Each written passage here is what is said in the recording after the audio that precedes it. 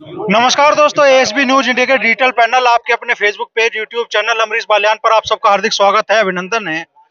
चुनाव का ऐलान हो चुका है और अब सभी प्रत्याशियों ने मतदाताओं तक अपनी बात पहुंचाने का सिलसिला तेज कर दिया है। मुजफ्फरनगर सांसद संजीव बालियान जी इस वक्त है सरधना में। मंत्री चुनाव का ऐलान हो चुका है और किस तरीके का माहौल आप पूरे लोकसभा क्षेत्र में देख रहे हैं? मुझे तो कई बार समय तो बीत गया 10 साल, और 10 साल में उम्र भी 10 साल बढ़ गई। लेकिन इस बार चुनाव में ऐसा लग रहा है जैसे मैं 2014 का चुनाव लड़ रहा हूँ। उसी तरह का माहौल है, उसी तरह का जोश है। कोई शिकायत शिकवा कहीं नहीं है, नहीं तो चुनाव में शिकायतें शिकवे शुरू हो जाते हैं। तो माहौल 2014 का है, वही जोश जुनून है और वही प्यार और समर्थन मिल रहा है। 2014 में तो कोई मुकाबला नहीं था, 2019 में बहुत नजदीकी मुकाबला हुआ आपका। इस बार क्या रुख आप देख रहे हैं? क्या है कि भगवान जब ज्यादा आसान रास्ता देता है तो फिर एक कठिन देता है, और जो देखता है इसने कठिन रास्ता पे फिर आसान दे देता है। तो ईश्वर इस बार फिर आसान रास्ता देगा। किन मुद्दों को लेकर आप जनता के बीच में जा रहे 10 साल में जो विकास कार्य मुजफ्फरनगर लोकसभा में हुए, 10 साल में जो गरीबों के लिए योजनाएं प्रधानमंत्री लेकर आए, और पिछले 7 साढ़े 7 साल में जो कानून व्यवस्था में सुधार उत्तर प्रदेश में भारतीय जनता पार्टी की सरकार बनने के बाद हुआ। हम अपने काम के आधार के जनता के बीच में है। कहीं जाति धर्म के आधार पर हम जनता की वोट नहीं मांग रहे। हम उस वर्ग की वोट इस बार मांग रहे हैं जिस वर्ग ने कभी भारतीय जनता पार्टी की वोट नहीं दी। वो सब हम काम के आधार पर। हैं जनता से? इस बार 2024 में अगर जनता आपको विजयी बनाते हैं तो आगे के लिए क्या एजेंडा आपका हो? देखिए, 10 साल मुझे इस पूरी मुजफ्फरनगर लोकसभा में इंफ्रास्ट्रक्चर को ठीक करने में लगे हैं। बिजली, सड़क, पानी, जो मूलभूत आवश्यकताएं थी जो आजादी के 65 साल बाद लोगों को मिली हैं। अगले 5 साल में मेरे लोकसभा क्षेत्र में, जैसे यहाँ सरदने में लघु उद्योग है, ये अपना कपड़े का काफी उद्योग है। अब मुजफ्फरनगर में लघु उद्योग है, पेस्टिसाइड का काम है, फर्टिलाइजर का काम है, और बहुत तरह की इंडस्ट्रीज है। बेसिकली लघु उद्योग पर फोकस करना और जनपद के युवा को अपने क्षेत्र में रोजगार मिले। अगले 5 साल में मैं रोजगार के क्षेत्र में ज्यादा काम करना चाहता हूँ। आप सरधना में खड़े हैं और बड़ी चर्चा होती है ठाकुर चौबीसी की। कहते हैं भाई संगीत सोम जी भी नाराज हैं और आपको चुनाव में नफा नुकसान भी उठाना पड़ सकता है इस नाराजगी का। देखिए, ये सरधना वो विधानसभा है, जब भारतीय जनता पार्टी कहीं नहीं जीतती थी ग्रामीण क्षेत्र में तो सरधना से हमेशा विधायक बनता था। सरधना हम ज्यादातर जीतते हैं।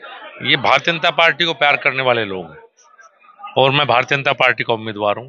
जैसे पिछले 2 चुनाव में मुझे प्यार और समर्थन मिला है, आप देखना इस चुनाव में वही प्यार समर्थन, एक तरफा वोटिंग भारतीय जनता पार्टी के पक्ष में होगा। आप नहीं मानते कोई नाराजगी? नहीं, मैं तो बिल्कुल भी नहीं मानता। मैं हमेशा लोगों के बीच में रहा हूं, और इतना बड़ा उपहार स्पोर्ट्स यूनिवर्सिटी के तौर पे सलावा को मिला है। इतना बड़ा उपहार जो योगी जी ने दिया है, इससे बड़ा उपहार कोई हो नहीं सकता इस चौबीसी के लिए जो उपहार दिया है। और हमेशा मेरे भी बहुत अच्छे संबंध सबसे रहे हैं, सभी व्यक्तियों से, और हमेशा प्यार और स्नेह मिला। इस बार भी 100% मिलेगा। व्यक्ति नाराज हो सकता है, क्षेत्र नाराज कभी नहीं हो सकता। व्यक्ति नाराज हो सकता है, जाति कभी नाराज नहीं हो सकती। अच्छा, आप इंडिया गठबंधन से उम्मीदवार है हरेंद्र मलिक जी, फिलहाल तो मुख्य विपक्षी उम्मीदवार वही है आपके सामने। आगे तो चीज स्पष्ट होगी आने वाले दिनों में। कह रहे हैं प्रधानों को डराया जा रहा है, धमकाया जा रहा है, दबाव बनाया जा रहा है। उनके बेटे भी उन्हीं आरोपों को दोहरा रहे हैं, पंकज मलिक जी विधायक। बहुत सीनियर नेता हैं। मैं छोटा सा था जब वो विधायक थे, घर आते थे, मेरे पिताजी के मित्र थे। ठीक है, चुनाव लड़ रहे हैं, अच्छी बात है। उसूलों पे, विचारधारा पे, अपने काम के आधार पे चुनाव लड़ें। ये बिना सिर पैर की रोज एक बात कर देते हैं। कब तक जवाब दूंगा अमरीश भाई? मैं व्यक्ति पे आरोप नहीं लगाता, मैं आरोप की राजनीति से दूर रहता हूँ। और मैं उन्हें भी सलाह दूंगा, वे बड़े हैं, इस तरह के रोज उल जलूल बात करने के बजाय अपना एजेंडा अगले 5 साल का जनता के बीच में रखें, तो शायद जनता उन्हें सीरियसली लेगी। पंकज मलिक तो कह रहे हैं वे खेती किसानी के मुद्दों के आधार पर वो चुनाव लड़ रहे हैं और उन्हीं आधार पे वो आपको बड़ा भाई कह रहे हैं भाई चुनाव में समर्थन के लिए मैं उनके पास भी जाऊंगा। देखिए, ठीक है, मैं 10 साल सांसद रहा हूँ, 15 साल विधायक रहे हैं। कुछ अपनी उपलब्धियों पर लड़े ना। मैं कह रहा हूँ मैं अपने 10 साल में नए काम किए, वो 15 साल विधायक रह लिए।